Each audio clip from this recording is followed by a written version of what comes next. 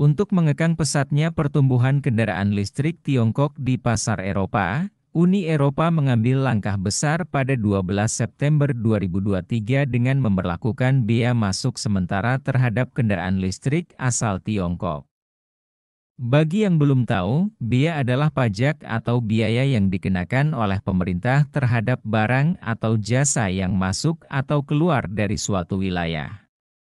Bea seringkali digunakan untuk mengatur perdagangan internasional, melindungi industri dalam negeri, atau sebagai sumber pendapatan bagi pemerintah. Kebijakan ini diberlakukan setelah lebih dari setengah tahun perundingan intensif dan akan secara resmi diterapkan pada 4 Juli. Langkah ini merupakan pukulan besar bagi produsen kendaraan listrik Tiongkok. Pada saat yang sama, terdapat laporan bahwa Uni Eropa sedang mencari kerjasama dengan Tiongkok dengan harapan Tiongkok dapat berbagi teknologi kendaraan listriknya tanpa syarat. Tujuan dari langkah ini adalah untuk membantu perusahaan-perusahaan Eropa meningkatkan kinerja manufaktur kendaraan listrik mereka dan mempersempit kesenjangan teknologi dengan Tiongkok di bidang ini. Namun, mengapa Uni Eropa tiba-tiba memberlakukan bea balasan sementara?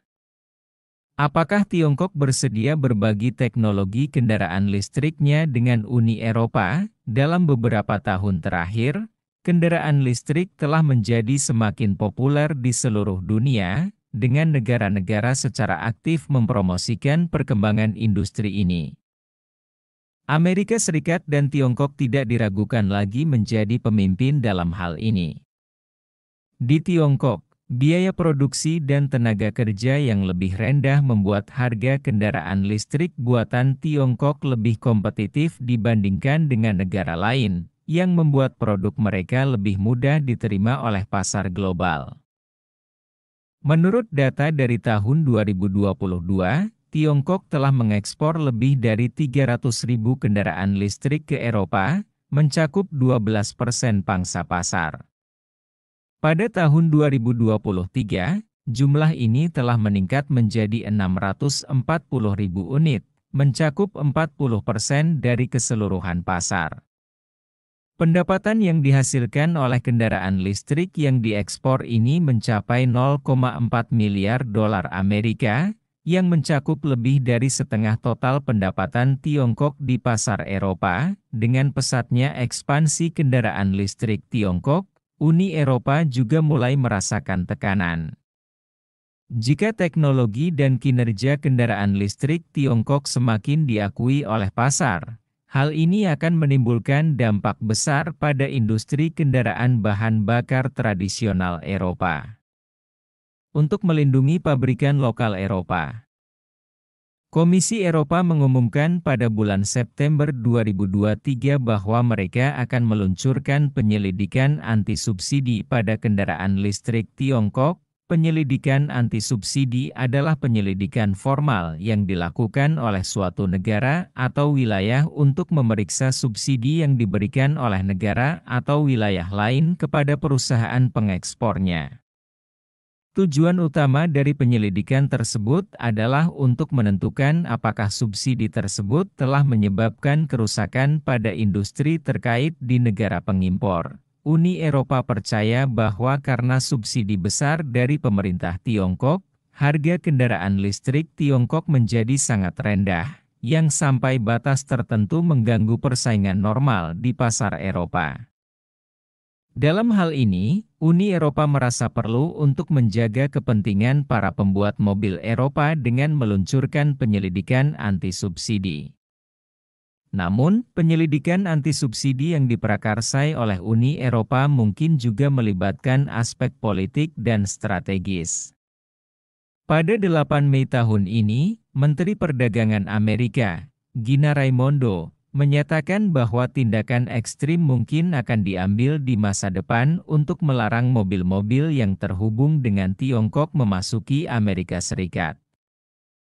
Oleh karena itu, penyelidikan anti-subsidi yang diprakarsai oleh Uni Eropa mungkin juga akan bekerja sama lebih lanjut dengan Amerika Serikat untuk memberikan sanksi pada kendaraan listrik Tiongkok.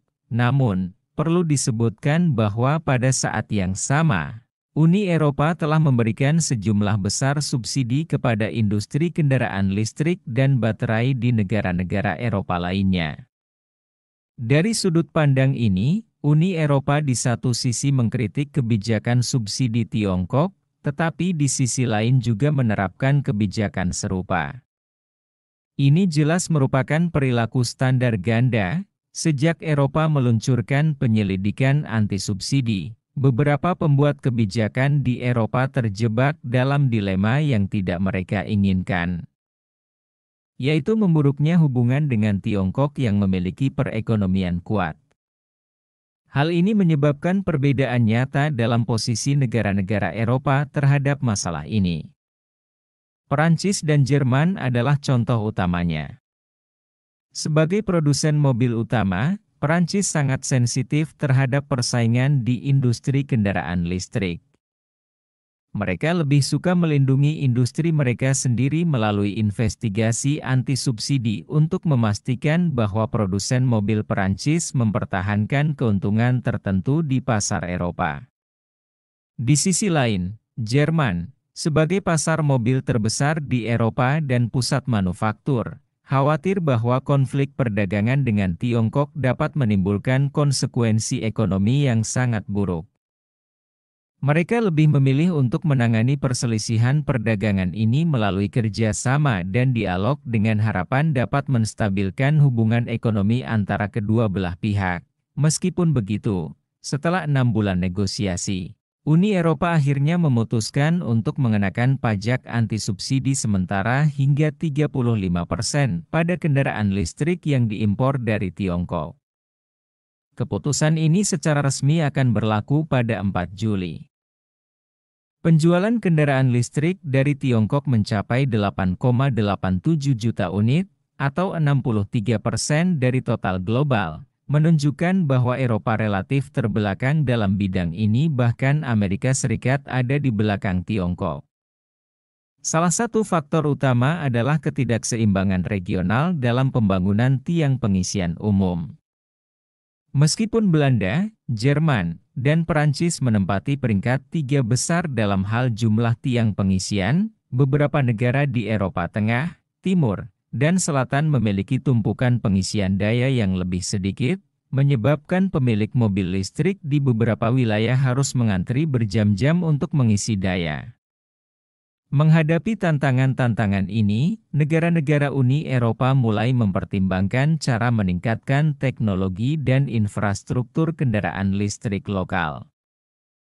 Mereka melihat perkembangan pesat kendaraan listrik dan teknologi pengisian daya di Tiongkok dan mulai mencari peluang untuk bekerja sama dengan Tiongkok dengan harapan dapat meningkatkan daya saing mereka melalui berbagi atau kerja sama teknologi. Strategi ini dimaksudkan untuk mempercepat kematangan industri kendaraan listrik Eropa dan mempertahankan daya saing di pasar global. Namun, dengan tindakan ekstrim yang dilakukan Uni Eropa, sulit bagi Tiongkok untuk memberikan dukungan dan bantuan teknis tertentu. Tiongkok kini mulai melawan investigasi anti-subsidi Uni Eropa. Tiongkok telah memulai penyelidikan anti-dumping terhadap daging babi impor dan produk sampingan terkait yang berasal dari Uni Eropa, yang juga membuat industri daging babi di negara-negara Eropa tidak nyaman. Banyak orang dalam industri daging babi di Eropa menggambarkan perubahan kebijakan ini sebagai mimpi buruk yang mengerikan bagi industri mereka.